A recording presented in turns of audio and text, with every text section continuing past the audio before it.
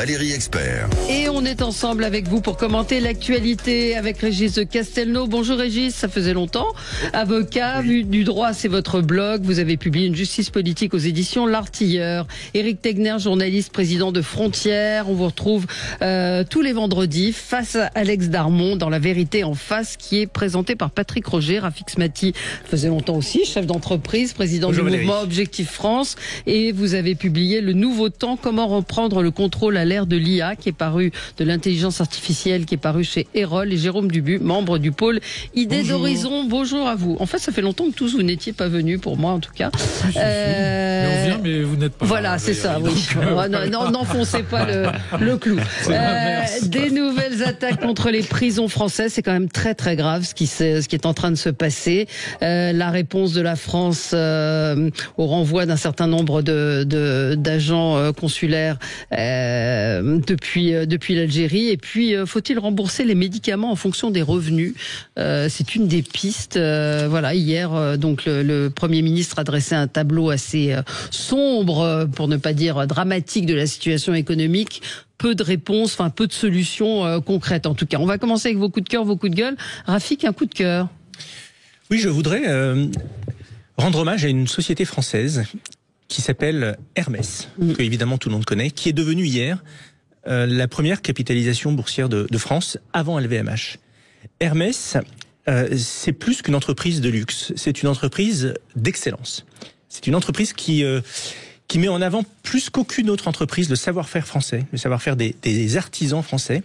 Et c'est extrêmement intéressant de voir que dans une période où le commerce international est chahuté, notamment dans le domaine du luxe, on voit comme LVMH souffre d'ailleurs, il est intéressant de voir qu'une société qui a été finalement gérée comme une PME, sans croissance externe, parce que Hermès se développe de manière avec groupe indépendant. Voilà, c'est un groupe indépendant avec une croissance organique, réussit à faire des étincelles, réussit à traverser les crises. Et de manière générale, moi je veux que l'on soit fier. Vous savez, les Américains ont leur GAFA. Moi je voudrais qu'on soit fier de nos calls, C-H-O-L, Kering, Hermès, L'Oréal et LVMH. Ces calls, c'est 40% de la capitalisation du CAC 40, 40%. Alors on n'a peut-être pas, en France, on n'a peut-être pas de pétrole, mais on a des idées. On n'a peut-être pas les GAFA, mais on a les calls. Et on a un savoir-faire. Et on a un savoir-faire. Et ça contribue au rayonnement de notre pays dans le monde. Ça contribue au commerce extérieur. Ça contribue à créer des emplois.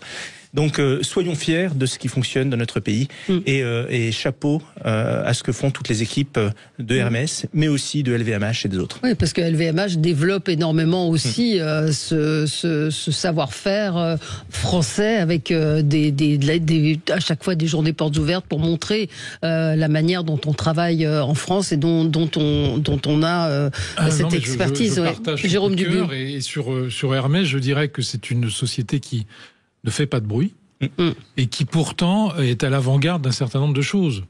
Ils ont une partie de leurs ateliers qui est à Pantin. Ouais. C'était très précurseur. Aujourd'hui, évidemment, tout le monde fait ses gorges chaudes en disant il faut aller s'installer dans le 93, etc. Pour des sociétés. À l'époque, c'était pas du tout à la mode. Et c'est eux qui l'ont fait. Et ils l'ont fait de manière extrêmement, j'allais dire, silencieuse, sans médiatisation, etc. Et ça, c'est Hermès. Et je trouve que c'est très, très symbolique de la société. Oui. Alors moi, je partage complètement cet avis, d'autant plus qu'aujourd'hui, on est dans une période où ces géants du luxe sont quand même touchés par les désordres internationaux économiques. D'abord avec une croissance de la Chine qui est plus faible depuis quelques années, la Chine qui a du mal à sortir du Covid. On sait qu'LVMH est en difficulté, en tout cas il a même un cours de bourse qui est plutôt en baisse, et l'inquiétude du côté des États-Unis. Donc c'est sûr que c'est important de soutenir ces joyaux, et dans le même temps c'est intéressant de se pencher par exemple sur Hermès ou sur Chanel, où si on demande à nos auditeurs de citer leurs propriétaires, ils ne sauront pas le faire. Et pourquoi ? Parce que ce sont des familles qui ont choisi depuis des décennies d'être extrêmement discrètes. Les patrons de Chanel, je crois qu'il n'y a pas de photo d'eux. Et donc ça en dit long sur l'inquiétude qu'on peut avoir aussi de se dire on est capable de faire des produits qui sont adorés des Français. Dans le même temps, on sait que les Français détestent les riches. Oui. Et donc il faut se faire discret. Et donc ça serait peut-être intéressant qu'on évolue sur ce sujet. Oui. Un avis, Régis ? Alors si j'ai un avis, j'ai bien un avis. Je ne sais pas si la discrétion de cette famille est liée au fait qu'en France, c'est vrai qu'on est rapidement en train de critiquer les riches, mais Hermès, moi, le luxe en général m'intéresse assez peu. Il y a le côté ostentatoire dans la modernité que je trouve parfois vulgaire et déplaisant. Chez Hermès, jamais. Moi, je vais parler de ce qu'ils font. Vous allez dans la boutique de la rue du Faubourg Saint-Honoré, tout est beau. Tout est beau. Alors, merci en plus à Hermès de m'avoir permis, alors c'était jamais très bon marché, mais d'offrir des cadeaux, je pense en particulier au carré Hermès, qui sont tous les ans, ils les changent, c'est toujours plus beau. Non, c'est vraiment une réussite assez extraordinaire et qui justement, combiné avec cette discrétion, fait que c'est quelque chose effectivement, dont on peut être fier. Ouais, bon. On va marquer une pause parce que c'est l'heure du journal, mais on va revenir, on va parler des relations France-Algérie et on va revenir également sur ces attaques contre les prisons françaises. À tout de suite. Sud Radio, votre attention est notre plus belle récompense. Sud Radio, le 10h midi, mettez-vous d'accord, Valérie Expert. De retour avec vous pour commenter l'actualité avec Régis de Castelnau. Vous êtes avocat, on peut vous retrouver sur votre blog Vue du droit. Vous avez publié un livre, Une justice politique aux éditions L'Artilleur. Vous êtes également membre de la rédaction de Front Populaire. Éric Tegner, journaliste, président de Frontières. On vous retrouve le vendredi face à Alex Darmon dans un débat présenté par Patrick Roger, La Vérité en face, et Rafik Smati. Vous êtes chef d'entreprise, président du mouvement Objectif France. C'est votre dernier livre, Le Nouveau Temps, comment reprendre le contrôle à l'ère de l'intelligence artificielle, est paru chez Erol. Et Jérôme Dubus, membre du pôle ID d'Horizon, les relations franco-algériennes avec la riposte de la France, les attaques contre les prisons françaises avec encore des incidents cette nuit, et puis les pistes pour faire 40 milliards d'économies, c'est ça? On en est à... Entre 40 et 60. Ouais, 40 et 60, dont une optimiste. Une des pistes, rembourser les médicaments en fonction des revenus. J'espère qu'on aura le temps de traiter tous ces sujets. Régis, on parlait d'entreprise exemplaire comme Hermès, emblématique plutôt. Vous vouliez revenir sur ce qui s'est passé, parler de l'entreprise Safran. Alors, je suppose que ça va faire plaisir à Rafik, ce que je vais dire là maintenant.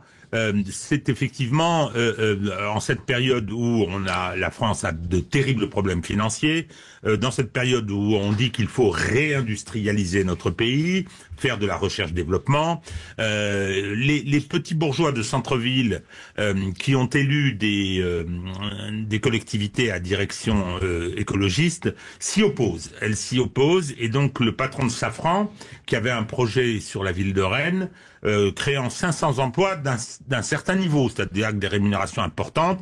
Il a été accueilli comme un chien dans un jeu de quilles, et il a dit, mais je le comprends tout à fait, il a dit, écoutez, si c'est pour me faire accueillir par des tomates, je prends des risques, j'essaye d'être dans ce mouvement-là, qui est l'intérêt du pays, eh bien, je n'investirai plus jamais dans une ville à direction écologiste. Alors, les municipales, c'est l'année prochaine, en mars 2026. Moi, j'incite les électeurs, s'ils souhaitent effectivement le développement de leur ville, s'ils souhaitent qu'il y ait de l'emploi, qu'il y ait des ressources, voter surtout pas écologiste. Non, mais l'idéologie... oui, sauf que Régis, Rennes, c'est PS. C'est un maire PS et c'est une coalition. Et ce sont uniquement les élus écologistes du conseil municipal majoritaire qui s'y sont opposés. Tu me diras, ça change rien au problème, parce que le maire PS ou la maire PS aurait dû faire le ménage dans sa majorité, elle ne l'a pas fait. Donc, mais c'est pas le maire qui s'y est opposé, hein. Non mais tout à fait. Le problème, c'est que ces alliances hétéroclites c'est la carpe et le lapin qui s'associent. Les écologistes, ils deviennent dominants, je pense politiquement et idéologiquement, parce que c'est l'électorat. Regardez ce qui se passe à Paris. Vous allez me dire, Hidalgo est socialiste. Faut voir comment elle a transformé cette ville. Non, je pense que c'est. Alors oui, j'aurais dit, j'ai arrêté ma propagande électorale aux écologistes. On peut mettre les socialistes dès lors qu'ils sont dans la complaisance avec ce courant-là dans la liste. Ouais, peut-être Rafik, Effectivement, la réaction du patron de Safran a été assez ferme et claire. Hein. Mais vous voyez, ce que l'on voit là, à Rennes, on le voit dans toutes les régions, et on le voit même au niveau national. C'est impressionnant de voir comme ce courant, qui en réalité est minoritaire, le courant de l'écologie politique, réussit par son pouvoir de nuisance ou de poids dans les coalitions, qu'elles soient nationales ou municipales, réussit à sacrifier notre avenir. Je rappelle que c'est à cause de cette coalition écologiste que le super-réacteur Superphénix a été arrêté par Lionel Jospin en 1997. C'est à cause du même type d'influence qu'on a renoncé au projet Astrid en 2018 ou 2019, que l'on relance aujourd'hui d'ailleurs comme par hasard, que l'on a précipité la fermeture de Fessenheim, que l'on a prévu de fermer 14 réacteurs nucléaires jusqu'à ce que l'on comprenne que c'était une aberration et qu'on décide d'en construire d'autres. C'est-à-dire que le pouvoir de nuisance de cette écologie politique, qui en réalité n'est pas du tout motivée par des questions écologiques, mais plus par des raisons idéologiques et politiques, fait énormément de mal au pays. Mais c'est d'autant plus invraisemblable que ces écologistes ne représentent quantitativement et même électoralement en pourcentage, pas grand-chose. On vient d'annoncer les chiffres de participation, enfin d'inscrits plus exactement, de militants écologistes, EELV, inscrits, qui vont voter au Congrès. 16 000. À Paris, le choix de leur tête de liste, je vous le donne en mine, combien de votants? Combien d'inscrits? 3 000. Ouais. Voilà. Bon. Mais le grand problème quand même, c'est que cette écologie politique, elle a gagné, y compris au sein du gouvernement, en tout cas d'Emmanuel Macron ces dernières années. Moi, j'ai vu il y a 2 jours un coup de gueule, par exemple, du maire de la petite ville de Salbris, Alexandre Avril, qui dit voilà, il y a un problème. Moi, j'essaye de ramener en Sologne énormément d'entreprises pour qu'ils puissent s'installer, etc. Et en raison d'une loi passée en 2021 qui s'appelle le zéro artificialisation nette, je ne peux utiliser que 10% des terres pour l'installation d'entreprises. Donc à un moment, quand vous découvrez ça, vous vous dites, mais les gens ont voté pour qui? Ont voté pour un candidat écologiste. Ça veut dire qu'on parle en ce moment d'essayer d'aller faire des économies, etc. Mais sur la libération de la croissance, toutes les lois écolo qui sont passées, notamment celle-là, pour essayer d'implanter des industries sur notre territoire, elles bloquent tout. Moi, je me souviens du patron d'Amazon, il y a 6 mois, qui expliquait qu'il adorerait investir en France, construire des usines, mais que c'est très difficile, qu'à chaque fois qu'ils vont construire une usine, il y a systématiquement des recours, etc., que pourtant il faudra en construire. On pense d'intelligence artificielle, il faut qu'il y ait des serveurs, des stocks, etc. Et ça, en attendant, le gouvernement Emmanuel Macron, depuis près de 8 ans aujourd'hui, n'ont pas fait grand-chose, au contraire. Si on regarde les investissements étrangers depuis 2017, on n'a jamais été aussi fort. Oui, mais c'est pas compliqué. Comment ça, c'est pas compliqué? C'est la première fois après François Hollande. Après François Hollande, ce que je veux dire, c'est que la libération, on aurait pu faire beaucoup plus. Non, mais c'est pas du tout ça, je suis désolé. On est le premier pays européen où les investissements étrangers se portent jusqu'à maintenant. Je ne crois pas que... Je crois pas que... mais moi, je pense pas que la bonne façon soit de dire à chaque fois, c'est moins pire que l'autre. Voilà. Ce que je veux dire, c'est que ça fait 8 ans qu'Emmanuel Macron a été élu sur la question de libération de la croissance et qu'il a quand même fait passer des réglementations écologiques et il en a laissé passer au niveau européen qui contraignent la croissance. Voilà. Oui, mais précisément, malgré tout ça, nous restons les premiers en matière d'investissement étranger. Je crois qu'il y a 2 réalités parallèles qui se superposent et vous avez tous les 2 raisons. C'est vrai que factuellement, les investissements directs étrangers sont élevés. Mais en même temps, ce que dit Eric est vrai. C'est-à-dire que l'inflation normative de notre pays, depuis maintenant quelques années et singulièrement depuis 7 ans, c'est une réalité. C'est-à-dire qu'on produit beaucoup plus de normes, on produit de plus en plus de lois, on produit de plus en plus de contraintes pour les entreprises, que ça soit d'ailleurs au niveau national ou au niveau européen. C'est-à-dire que les surtranspositions des règlements européens, jusqu'à preuve du contraire, on est encore les spécialistes de ça. C'est-à-dire que vous avez des contraintes qui sont imposées par Bruxelles, et bien nous on trouve le moyen de faire pire. Donc moi ce que je veux dire, c'est que effectivement la France attire des investisseurs étrangers. D'ailleurs beaucoup moins depuis la solution. Effectivement, ça ralentit. Mais moi j'ai envie de dire malgré toute la mascarade. Oui, c'est-à-dire que imaginez toutes les étincelles que l'on pourrait faire. Imaginez les étincelles que l'on pourrait faire avec le génie entrepreneurial français qui pourrait vraiment se révéler si on arrêtait de mettre des boulets aux pieds à tous ceux qui veulent entreprendre. On serait peut-être, même probablement, la première puissance économique d'Europe. Le président de Nestlé, qui est un Suisse, qui était un Suisse à l'époque quand j'étais au MEDEF, m'avait dit un jour, mais vous êtes formidables les Français, mais heureusement que vous avez les 35 heures, heureusement que vous avez les prélèvements obligatoires, sans ça vous seriez les premiers. Voilà, mais tout est résumé. Les normes, j'en parle pas. Valérie, je voudrais clôturer, pas le débat, mais ce que j'ai dit. Bon, on s'en va. J'ajoute une chose en répondant à Rafik sur les normes. Absolument, il y a une inflation normative de folie. Mais cette inflation normative, en plus, on la respecte en France. Je prends l'exemple de l'autoroute A69. Je parle pas de l'intérêt du projet sur le fond. Je sais simplement sur la procédure. Toutes les procédures de concertation, j'ai enseigné la matière urbanisme et environnement à l'Université de Bourgogne. Toutes les procédures ont été respectées, études d'impact, concertation, expertise, etc. Et pour aboutir à une décision administrative qui a été prise après 2 ans de travaux.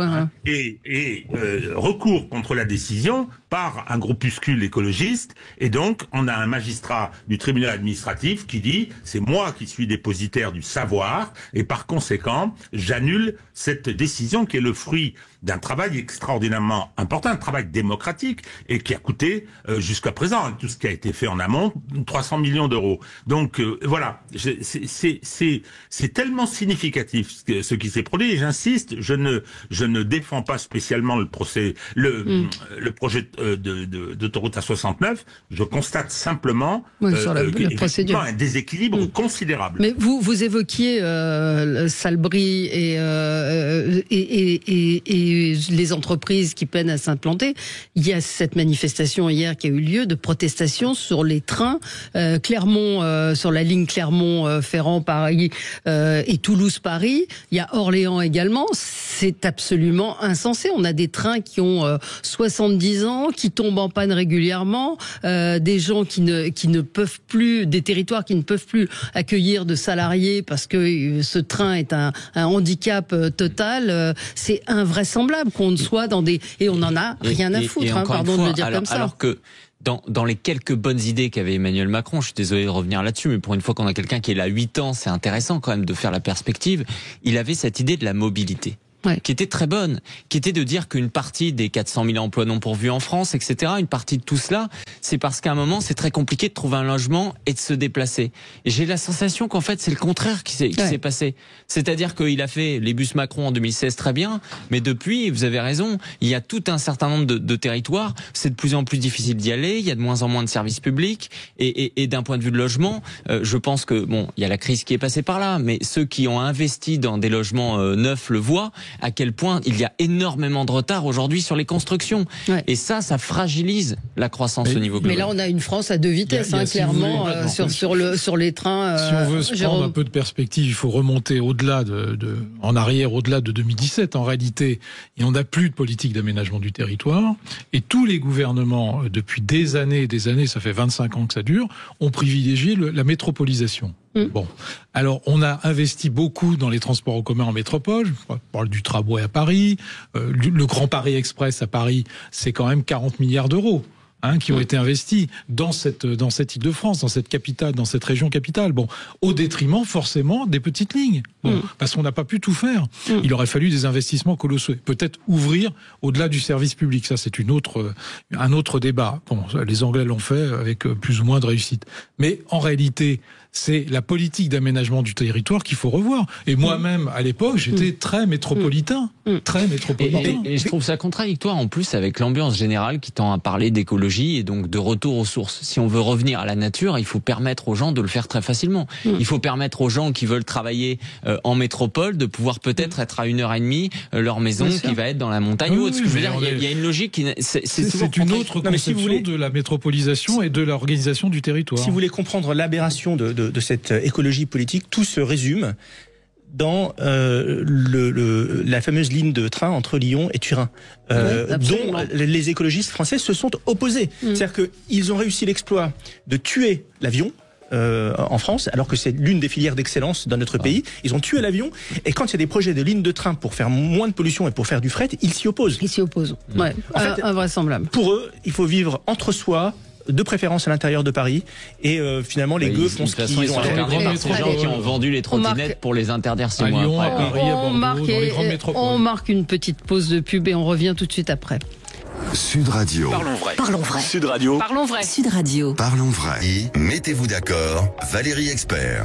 Avec vous sur Sud Radio, un petit mot là sur ce que je viens de voir passer sur X et j'en avais déjà parlé ici. Les boulangers n'ont pas le droit de travailler le 1er mai parce que c'est considéré comme un secteur non essentiel. Alors comme le disent certains boulangers, pendant le Covid, on a été considéré comme essentiel. Donc ils n'ont pas le droit. L'année dernière, des boulangers ont bravé cette interdiction et ont été verbalisés. Donc cette année, ils sont en train de monter au créneau. Les boulangers, c'est complètement dingue, quoi. Ils sont prêts à payer leurs salariés double, comme la loi les y oblige le 1er mai, mais on leur interdit d'ouvrir.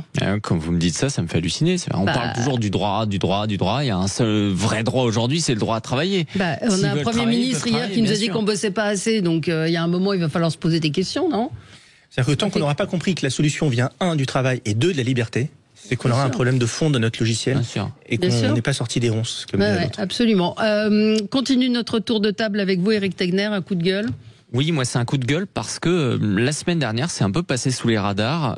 Dans la petite ville de Pontarlier, dans le Haut-Doubs, il y a une école qui a organisé une visite d'une mosquée turque. Et donc pourquoi ça m'a intrigué, pourquoi je voulais faire mon coup de gueule sur ce côté. On pourrait se dire c'est d'une certaine façon pour éveiller les consciences des jeunes collégiens sur un petit peu la diversité des cultures, la diversité des religions. En tout cas, c'est comme ça que le présente le rectorat et la mosquée en ce moment, sauf que quand on se penche sur cette mosquée, c'est une mosquée, vous savez, turque, et donc qui est liée tout simplement au gouvernement Erdogan. On sait à quel point il y a une emprise aujourd'hui de certaines mosquées, pas uniquement en France, mais également en Allemagne. Là, on est dans le cas du Haut-Doubs, donc on est dans l'Est, où on sait qu'il y a une vraie problématique d'emprise. D'ailleurs, Pontarlier, il y a une communauté turque qui est extrêmement importante, et donc pour rappeler historiquement, on a aujourd'hui, c'est relié à une association qui s'appelle le DİTİB, et le DİTİB aujourd'hui, c'est l'émanation directe du ministère des Affaires religieuses de la République de Turquie qui s'appelle le Diyanet.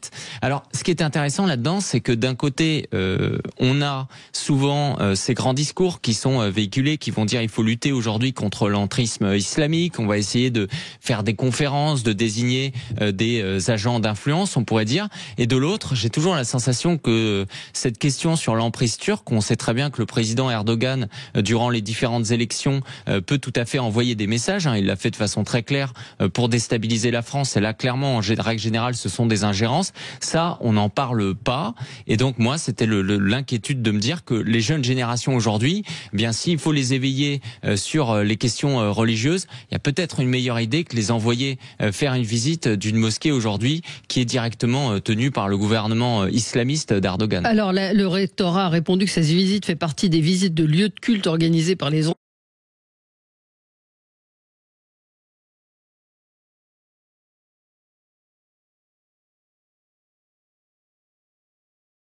enseignants.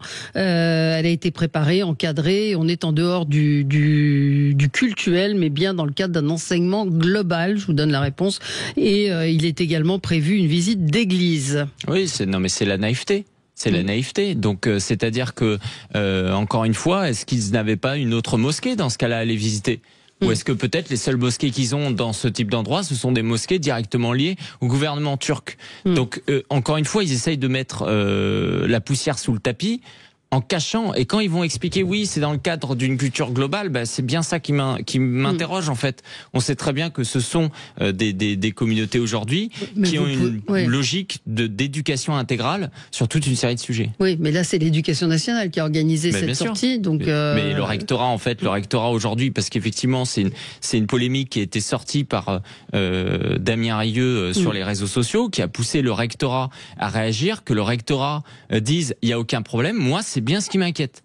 C'est bien ce qui m'inquiète. Ça veut dire que, en fait, si ça ne leur pose pas de problème, je vois pas pourquoi on fait des grandes conférences aujourd'hui sur l'entrisme islamique. Je vois pas pourquoi on va commencer à parler d'ingérence étrangère, alors que c'est extrêmement clair sur les questions de la Turquie. Et encore une fois, ce sont des endroits où d'abord c'est en raison des fortes communautés. Donc on montre un lien direct aussi entre le poids d'une communauté et la connivence quand même entre un rectorat, l'éducation nationale et tout passe crème.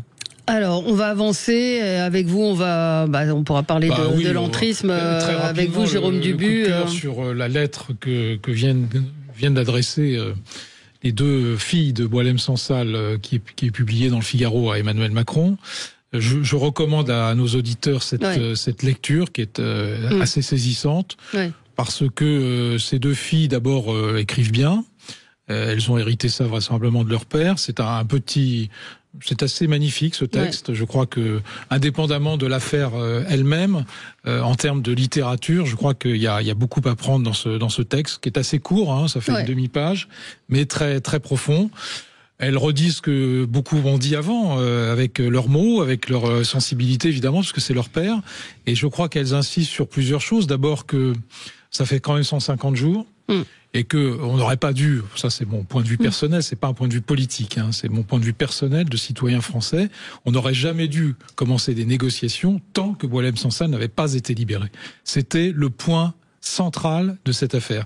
Libération de Boualem Sansal et après on négocie, mais pas l'inverse. Premier point. Elles le redisent dans leur texte, pas comme ça, mais de manière un peu plus, un peu moins brute, un peu moins brutale, si vous le permettez. Deuxièmement, elles rappellent quand même que Boualem Sansal, toute sa vie a été consacrée à l'humanisme et au rapprochement entre les peuples. Alors on peut considérer ça un peu naïf, etc. dans le monde actuel. En réalité, non. Heureusement qu'il y a des figures comme ça qui font que cet humanisme perdure. Et puis troisièmement, elle rappelle quand même tout ce que Boualem Sansal a apporté à la littérature française. C'est quand même une partie de notre identité, la culture, la littérature. Ça fait partie de notre corpus, j'allais dire, de civilisation. Et lui, il y a contribué à sa manière. Et je crois que c'était important de le souligner aujourd'hui. On l'a fait 50 fois. Non, mais autant, à chaque Arnaud fois qu'on peut en parler. Arnaud de Benedetti le fait matin, midi et soir avec son association. Et il le fait de manière très courageuse, hein, parce qu'il a été à plusieurs reprises menacé. Voilà. Bon, donc plus on le fera, mieux ça vaudra. Et j'espère que nous aurons une bonne nouvelle enfin dans les jours qui viennent. Soutenu par Antoine Gallimard, son éditeur, qui est très actif également. Elles disent notre père Boualem Sansal a 81 ans. Il est malade, il est écrivain et il est enfermé, non pas pour un crime, non pas pour une faute, mais pour ce que toute démocratie devrait chérir, ses mots, ses pensées, sa liberté. Le texte est très émouvant, très juste, et c'est vrai que c'est ce qui se passe autour de Boualem Sansal et des relations entre la France et l'Algérie. Elles veulent décorréler, elles voudraient déconnecter les relations France-Algérie, sauf que c'est pas possible, sauf que le cœur de l'enlèvement de Boualem Sansal et de son incarcération. Il faut pas qu'il soit l'otage, mais malheureusement, il est en pleine prise d'otage, ce pauvre Boualem Sansal, entre les négociations ou les affrontements entre l'Algérie et la France actuellement. Il est en pleine prise d'otage. On va y revenir dans un instant. Petite page de pub et on se retrouve tout de suite après. Sud Radio. Sud Radio. Parlons vrai. Parlons vrai. Sud Radio. Parlons vrai. Bonjour. Sud Radio, le 10h midi, mettez-vous d'accord, Valérie Expert.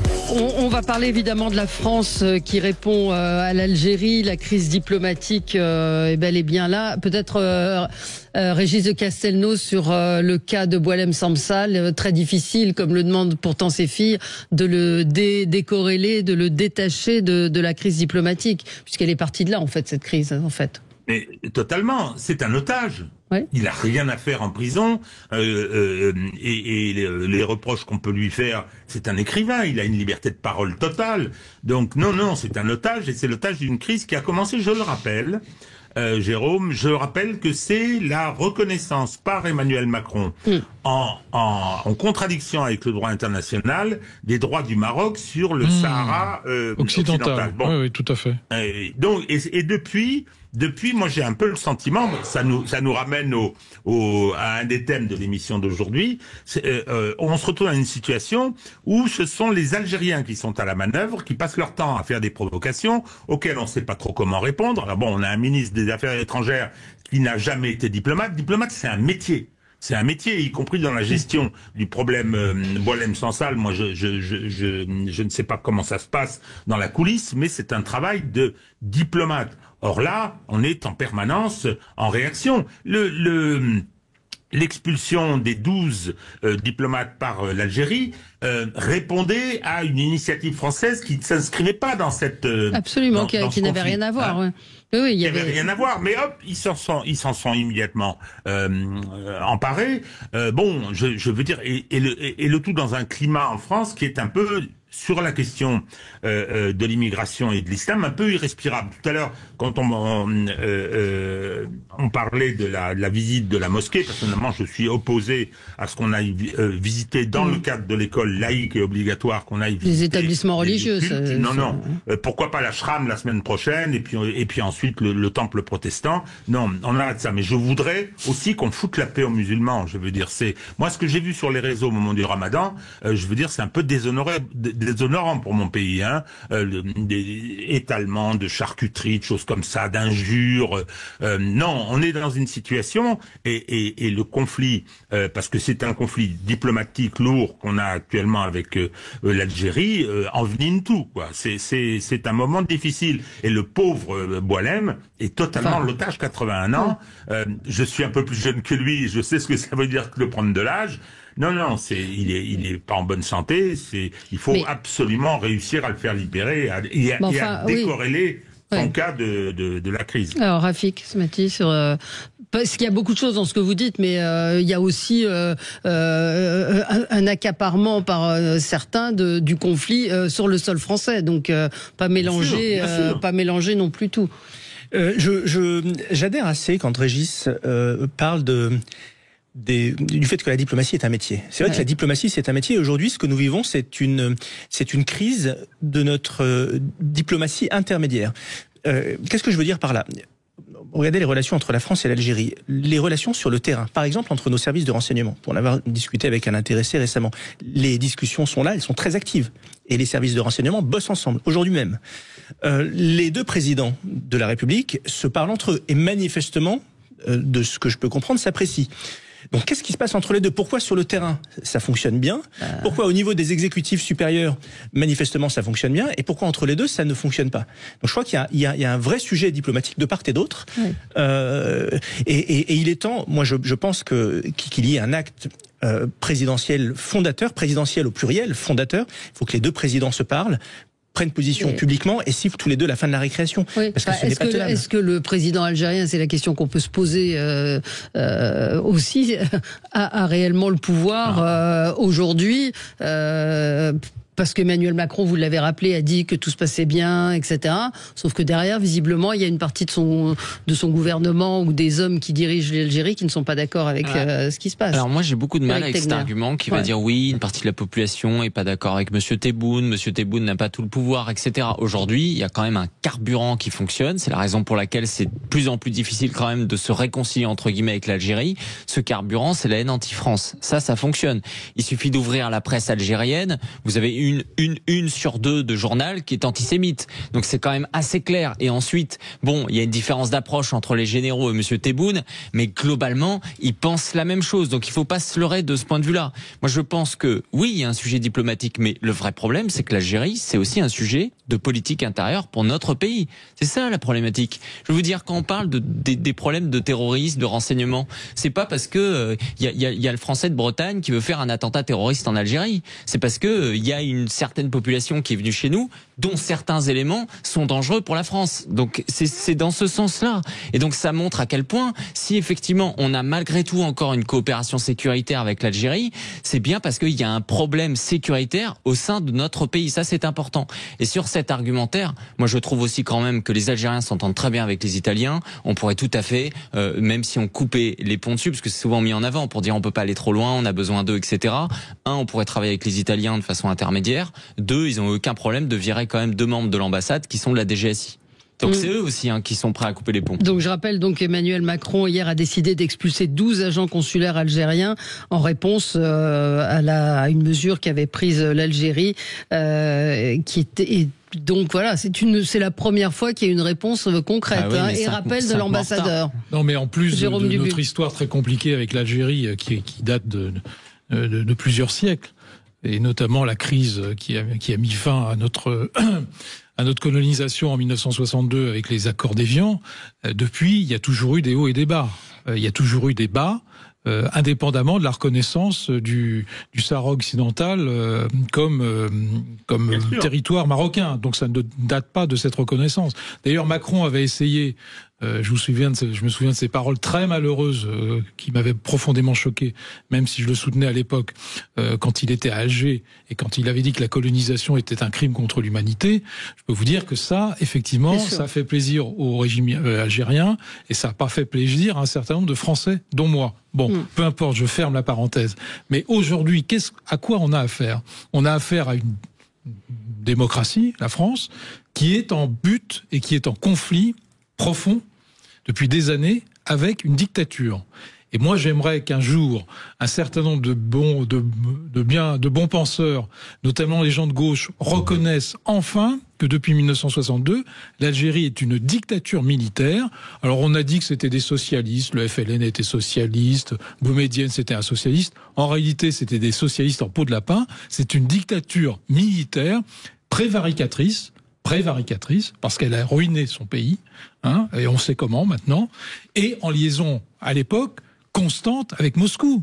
Bon, donc, tant qu'on n'aura pas dit ça, tant qu'on n'aura pas reconnu ça, on sera entre des faibles, malheureusement une démocratie faible, qui s'agenouille perpétuellement au prétexte de la colonisation, et qu'on aurait commis, entre guillemets, des crimes contre l'humanité, et une dictature qui, elle, avance et qui sait ce qu'elle veut. Mais là où j'ai quand même un peu du mal sur cet argumentaire, c'est que c'est un peu comme si on changeait de régime et qu'il n'y avait plus de dictature, c'est bon, il n'y aurait plus de problème. Vous savez, quand on parlait des influenceurs algériens qui, pour certains, avaient 400 000 abonnés, c'était pas des bots russes, les abonnés. Voilà. Il y a une grosse partie de la population algérienne en France qui est globalement d'accord avec M. Tebboune. Et les seules oppositions, ça va être c'est un gouvernement corrompu. Mais ça, j'ai envie de dire, c'est leur problème intérieur. Quand vous parlez avec les Algériens en France, ils sont outrés du comportement de leurs dirigeants. Regardez leur vote. Ils sont outrés de leur comportement. Une grande partie aujourd'hui du vote des populations d'origine algérienne, une grande partie, va chez LFI. Si LFI a ce discours aujourd'hui pro-Tebboune, ce n'est pas pour rien. Si M. Delogu est le premier agent d'influence de M. Tebboune, ce n'est pas pour rien. Donc, c'est bien sûr qu'il ne faut pas faire l'amalgame et qu'il y a une partie, notamment des Harkis, qui vont considérer qu'ils ne vont pas être là-dessus. Bien sûr, mais il y a quand même une grosse partie de la population aujourd'hui qui est plutôt sur la même ligne, avec des divergences sur la corruption. La question est, est-ce qu'on a eu le bon comportement avec l'Algérie depuis le départ ? Est-ce que on n'a pas divorcé ? Ben non. Non, mais là, depuis le début de cette crise, c'est-à-dire ce qu'avait demandé Bruno Retailleau, c'est-à-dire de la fermeté, visiblement... là, ce qu'on a fait de renvoyer 12 personnes, on aurait dû le faire il y a 5 mois. Tous les gouvernements français, malheureusement, depuis 1962, sont passés par des hauts et des bas, et se sont souvent couchés, malheureusement. Mais je crois qu'on prend le... Non, mais attendez. Ouais. On a un enjeu politique français, d'abord. On a un enjeu politique français. Il y a de la surenchère entre les uns et les autres, des rivalités, Rassemblement national, Retailleau, Ciotti, la droite, je pense même à Wauquiez. Il y a une perspective électorale en 2027. Et donc, l'enjeu de l'immigration, et de l'immigration algérienne, bien sûr, est un enjeu de politique intérieure. Et ça, le gouvernement algérien se frise les moustaches avec ça. Il met de l'huile sur le feu tant qu'il peut, parce qu'il sait très bien, et il essaye de profiter de cette situation, le désordre que ça implique, effectivement, avec des discours différents, avec une navigation à la godille, comme nous en fait la démonstration Emmanuel Macron. Jérôme, sur la phrase, la colonisation est un crime contre l'humanité. C'est inepte, ça ne veut rien dire. On est bien d'accord. Contre l'humanité, ce sont des catégories juridiques. Mais on est bien venir parler de l'histoire, venir parler de l'histoire comme ça, faire une espèce de philosophie à deux balles, c'est nul. Je suis désolé, c'est politiquement nul. Bon, comment on avance ? J'ai pas dit le contraire. Comment on avance dans cette crise ? Il y a effectivement Boualem Samsal qui est l'otage de cette crise et visiblement l'Algérie, on le disait lundi, qui s'amuse. Je pense qui se fout de la France. Je pense que le principal problème auquel nous sommes confrontés en France aujourd'hui, c'est notre problème de leadership, de réarmement intellectuel, philosophique, moral, qui fait que nous jouons désormais, d'ailleurs sur tous les terrains, sur tous les tableaux, en réaction et non plus en action. On est rarement à l'initiative de quoi que ce soit. Vous prenez la question migratoire, la question migratoire par rapport à l'Algérie, parce que c'est de là qu'a démarré la crise, mais avec tous les autres pays. Nous sommes en réaction, nous n'avons pas de plan, nous n'avons pas de stratégie, on est incapable de faire respecter des lois. Donc je crois que plutôt que de se dire tiens le régime qu'on a en face ne nous convient pas, etc. On va pas jouer aux gendarmes du monde, on va pas faire ce qu'ont fait les Américains, on va pas changer les régimes. Moi, ce que je veux, c'est que nous ayons une France qui soit forte, où il y a un État régalien qui soit en capacité de faire respecter ses lois et à nos partenaires internationaux de s'adapter à nos règles du jeu. Le problème aujourd'hui, c'est que nous renonçons à appliquer nos règles du jeu, et la nature ayant horreur du vide, quand on est en réaction plutôt qu'en action, eh bien d'autres seront en action avec nous. Je veux noter qu'avant-hier, les États-Unis ont reconnu que le Sahara occidental appartenait au Maroc. Ça n'a pas posé le même problème. Il n'y a pas eu les communiqués de presse au vitriol contre Donald Trump.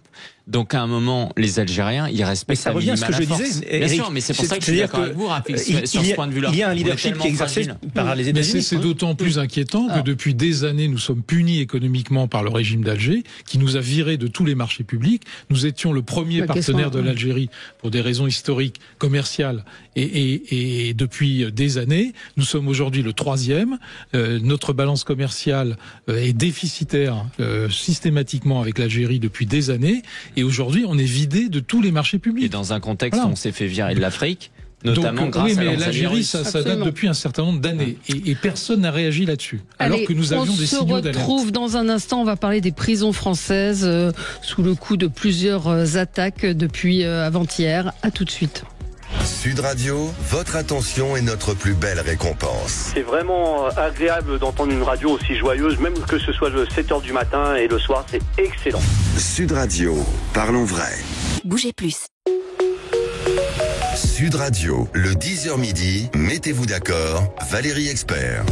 Des attaques de prison, des personnels ciblés. La nuit dernière, également, 3 véhicules ont été incendiés devant la prison de Tarascon.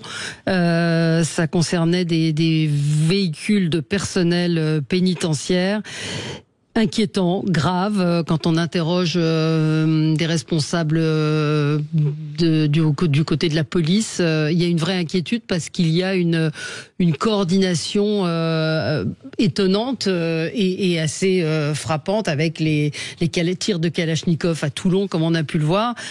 Tout cela, vraisemblablement, on ne sait pas encore, mais en réaction peut-être à ce que Gérald Darmanin a décrété, la guerre au narcotrafic. C'est une des hypothèses, Éric Tegner? Oui, moi je la trouve assez crédible. Ce qui est certain, c'est que c'est inédit. Ouais. Les méthodes, effectivement, elles sont là pour terroriser et faire peur. Il y a de la mise en scène qui est très claire. Et c'est potentiellement, évidemment, en réaction avec la décision de Gérald Darmanin de mettre en place des prisons de haute sécurité. Et du coup, ça pousserait certains prisonniers à notamment être éloignés de leur famille. Moi, je note 2 choses. La première, c'est que si c'est ça la réaction face à une mesure de Gérald Darmanin, c'est une bonne chose. Ça veut dire qu'on va dans la bonne direction. Il ne faut pas s'en inquiéter. Encore une fois, on est dans un monde aujourd'hui de la communication. Donc, il faut absolument faire peur. Et au moment où on fait peur, il y a une contre-réaction. Et il faut être capable de l'assumer. Il faut même être capable de surenchérir. Ça, c'est le premier point. Le deuxième, c'est que si ils en sont au point de se rebeller avec une telle violence juste parce qu'on fait une prison pour 200 personnes, c'est que ça fait très longtemps qu'on n'a pas fait le boulot. Absolument. Et que les fameux trucs XXL dans les quartiers qui n'avaient pas provoqué la même réaction n'avaient absolument aucun résultat. Moi, c'est ce que je note. Ce que dit Gérald Darmanin, c'est que ces narcotrafiquants qui sont en prison dirigent leur trafic depuis la prison.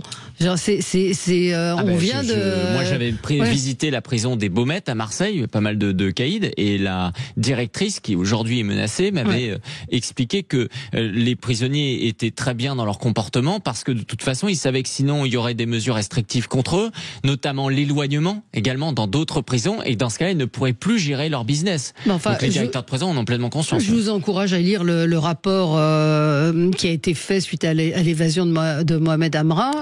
C'est absolument saisissant. Ce qu'on raconte, ce qu'on a pu voir, c'est-à-dire que il avait droit à 3 visites, sa mère, sa sœur et je crois que son frère était la 3e personne.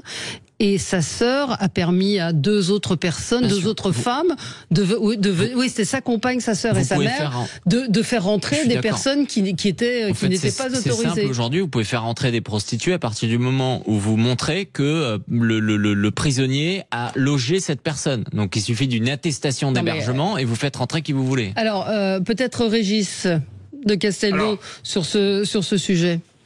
moi, j'ai connu le monde d'avant.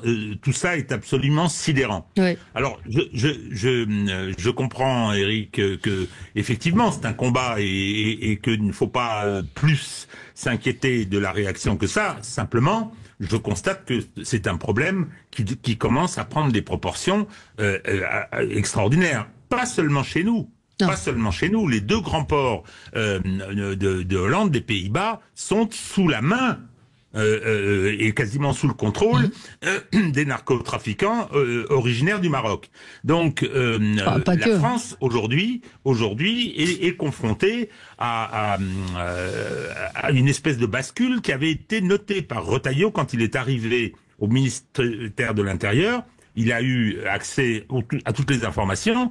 Il a dit qu'il avait été stupéfait de la situation et de la gravité de celle-ci. Je vous rappelle qu'il n'y a pas très longtemps, je crois qu'on en avait on l'avait commenté sur votre plateau, Valérie, où on a appris que les narcos envoyaient des gens pour passer les concours de gardiens de prison. C'est quand même extraordinaire. Et quand on voit ce qui s'est passé dans d'autres pays, qui eux ont été confrontés très violemment au trafic de drogue, je pense à l'Amérique latine, on s'aperçoit qu'il y a des phénomènes qui se ressemblent, qui commencent à se ressembler. Je pense que la situation est extrêmement grave. Alors,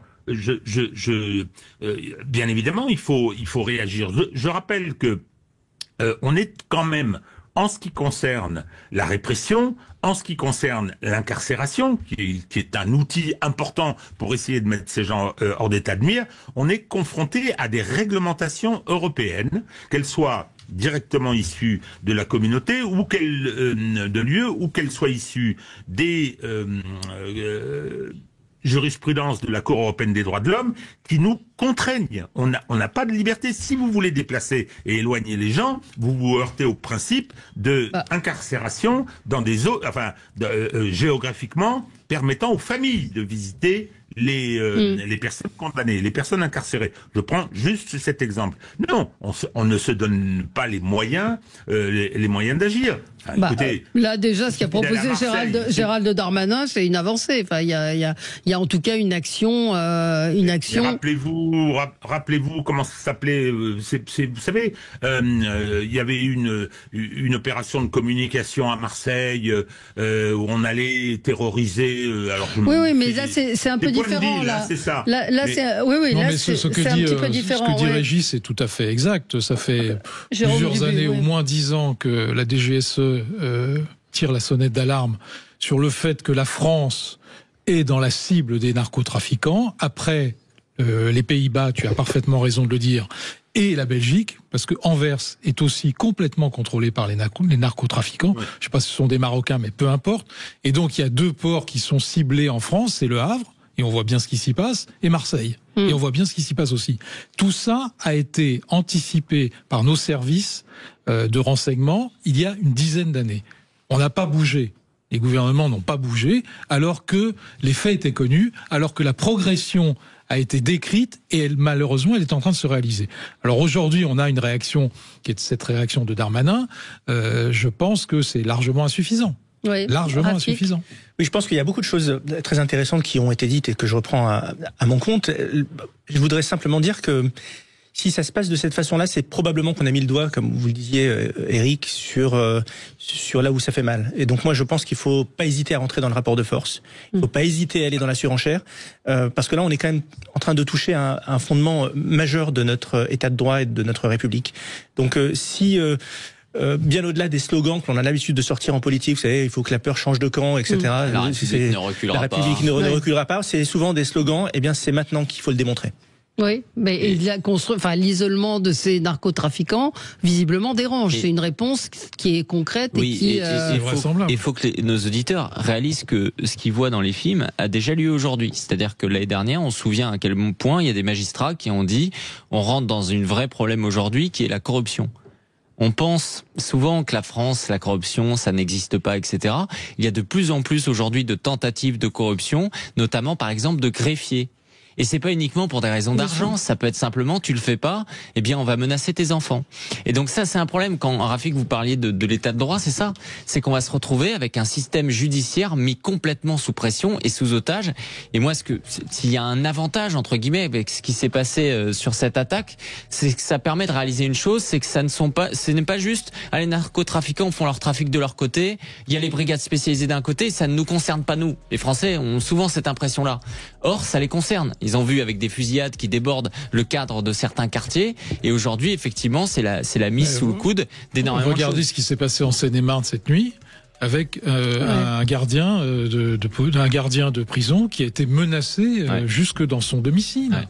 Voilà, bon, c'est un exemple. Ouais, il y a des gardiens qui sont en ce moment menacés en disant, ils ont une vie on leur épouvantable, les gardiens de prison. Ils sont mal payés, ils sont mal rémunérés, ils sont mal considérés, on paye pas leurs heures supplémentaires, ils sont menacés. Enfin, merci à tous les quatre. Très bonne journée sur Sud Radio. À demain. Sud Radio. Sud Radio. Parlons vrai. Sud Radio. Parlons vrai.